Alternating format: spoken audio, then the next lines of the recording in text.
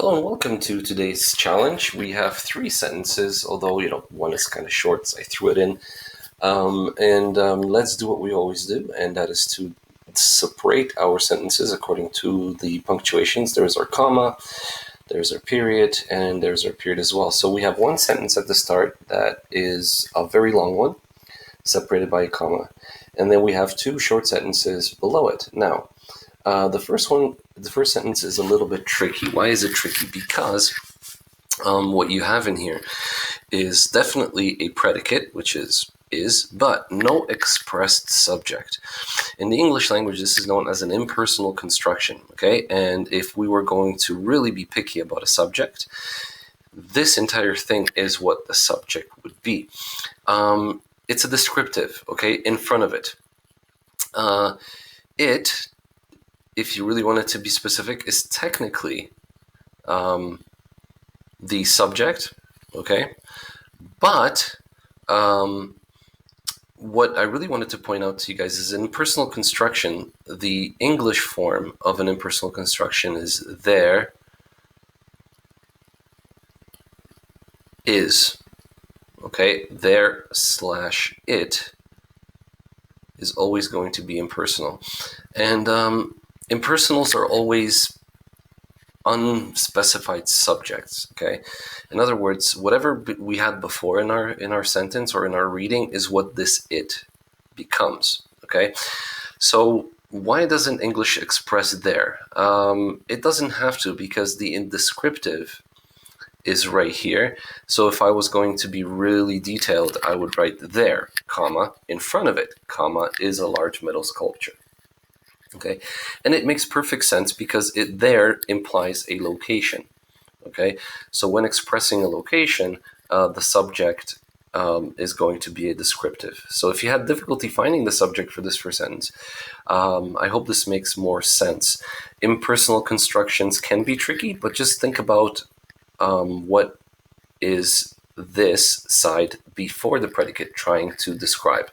If it's describing a location, or a time, or there is a there, you are dealing with an impersonal construction, which is what we see here. All right, let's move on to the next sentence, and we have last year, okay, and then we have I. So last year, this is what we would call an adverb, all right?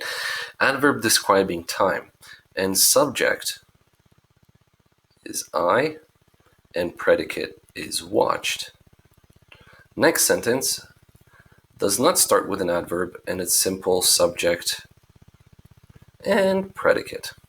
And notice, guys, that this is a was, past tense. If it's an auxiliary verb, we would expect to see something with an ing following it, but there isn't, so we have another linking verb here as well.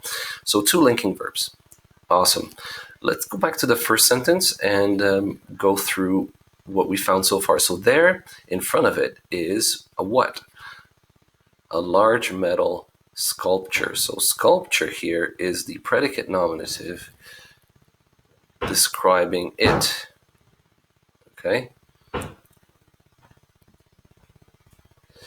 Now this predicate nominative that is describing it is the sculpture. The large metal is the adjective. Okay? Now we have that. That is going to be our if you guys remember, relative pronoun, and we talked about using that, and again, in English, remember that when you want to use that, it is going to emphasize something for us, okay?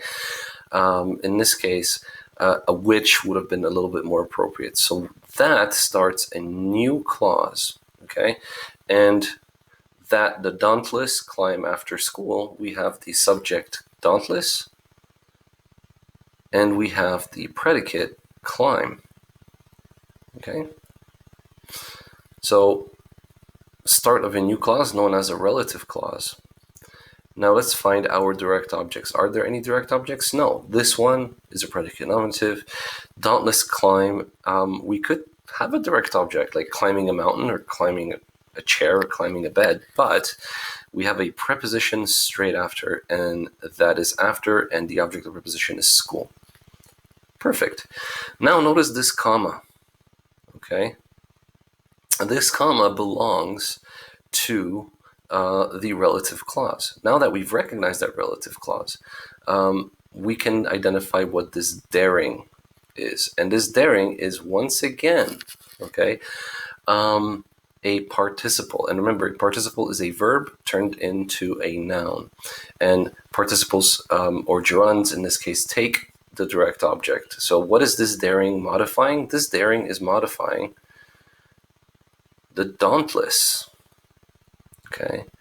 And what are they daring? They're daring each other. So there's my direct object, each other. And why are they doing it? Notice that when you're answering the question why, we've identified another clause known as a purpose clause. So they dare each other for the purpose of going higher and higher. But if you look at our previous challenges, you will notice that the English simply replaces this with an infinitive verb, okay, or as we say, an object infinitive, to go higher and higher, adverb.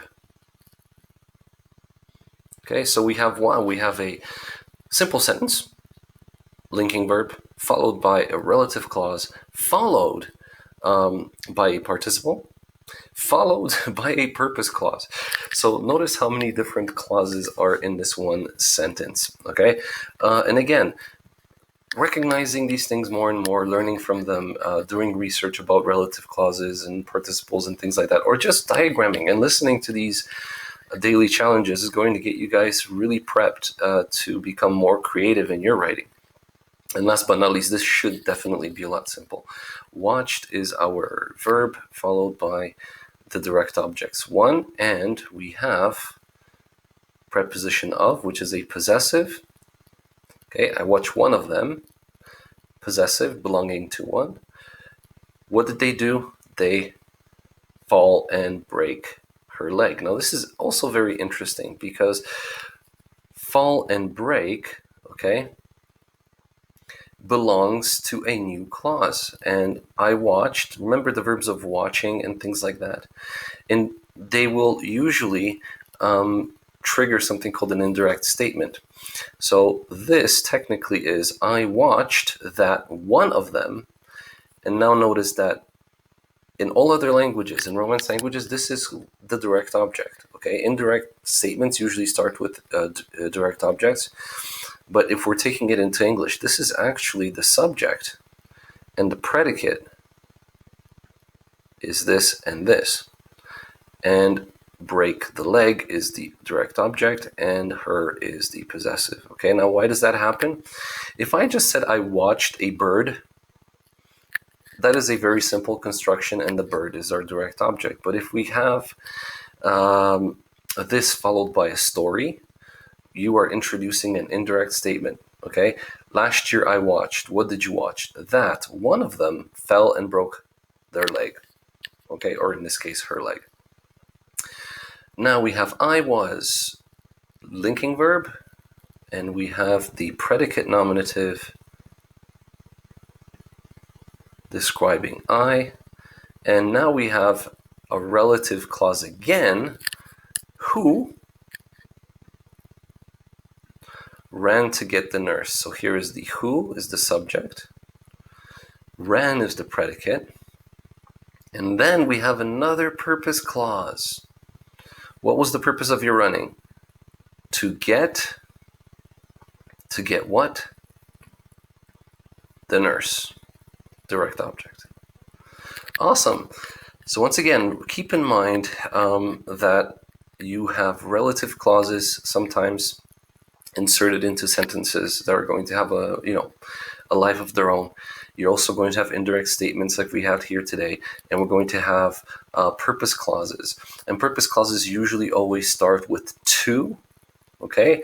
Or if you're reading something very old, back in the old days, English, like in the 50s and 60s, even earlier in the 1900s, writers were a little bit more eloquent in their writing. So instead of just using the simple to get something, they would say in order to get something, or that they may get something, or that they might get something. we've simplified things a little bit, which is great because this is quite simple, but you tend to really get confused and lose this identification of purpose clauses, result clauses, etc. Okay. All right. Last but not least, let's do our verb tenses. Here we go. So for the first one, there is, it is, third person, singular, present, simple, indicative. Okay, then we have the dauntless, climb. Dauntless, you want to say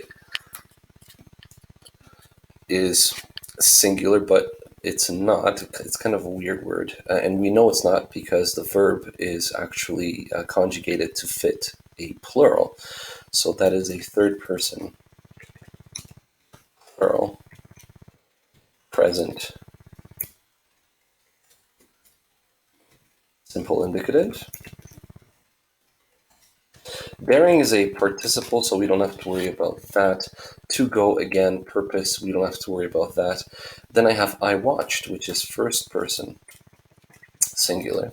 Okay, and here we have a past tense. In this case, how many times did I watch? I watched once, imperfect, and it's simple, and it's indicative. And then we have one, fall and break. So both of them is third person, singular, present, simple, indicative. Let's say times 2.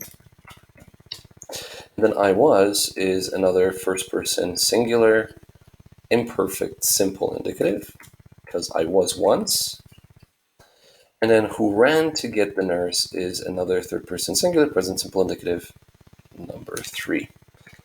Okay, guys, thank you so much for watching this challenge today. And again, please keep practicing and keep sending me your challenges. I love seeing them, love reading them, love seeing your progress as well. And please work on the comprehensions. There's still a few people who have been missing that. Hand that in as soon as you can. And then what we're going to do is we are going to go over those comprehensions on Friday, okay? Anyways, take care, guys. Hope to hear from you soon and see you all tomorrow. Bye-bye.